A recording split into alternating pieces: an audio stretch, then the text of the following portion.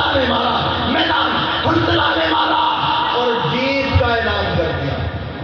جیت کا اعلان کر دیا۔ ظاہری طور پر یہ جیت ہوئی، کافر بھاگ گئے۔ ان کی عورتوں نے ان کو پکڑا اور غیرت دلائی کہ کہاں جا رہے ہو؟ کافروں کے سپہ سالار نے بھاگتی ہوئی اپنی قوم کو لیا، لیتے ہوئے ان کا رخ احد پہاڑ کے پیچھے سے موڑا۔ 7 کلومیٹر آج گاڑی بھی ہو میرے پاس، میں تب بھی احد کا چکر لگاؤں تو مجھے آدھا گھنٹہ چاہیے۔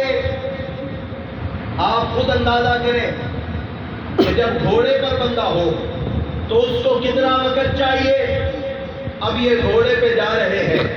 اور پورے احد پہاڑ کا چکر لگایا،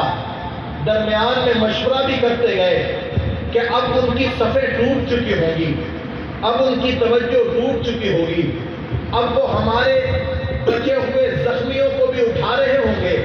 یا جو ہمارے زخمی مر گئے ہیں ان کو کنارے پہ لگا رہے ہوں گے۔ یہ احد کا چکر لگاتے ہوئے یہ پیچھے سے آئے، انہوں نے دیکھا کہ صفیں کوئی نہیں، انہوں نے دیکھا کہ حالات کوئی نہیں، انہوں نے دیکھا کہ بکھرے بکھرے ہوئے کھڑے ہیں، انہوں نے دیکھا کہ کوئی پانی پی رہا ہے،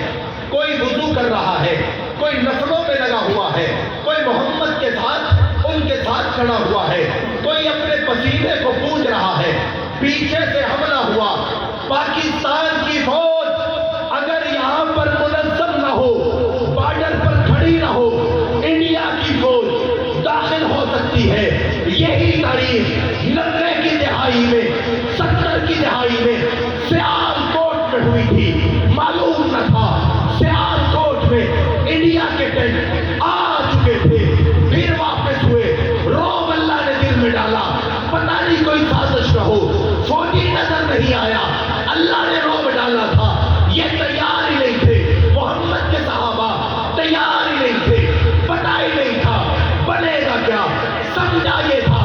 1 گھنٹہ ہو چکا ہے، جنگ ختم ہو چکی، زخمی تڑپ تڑپ کے مر چکے ہیں، پیچھے سے حملہ ہوا، حملہ ہونے کی صورت میں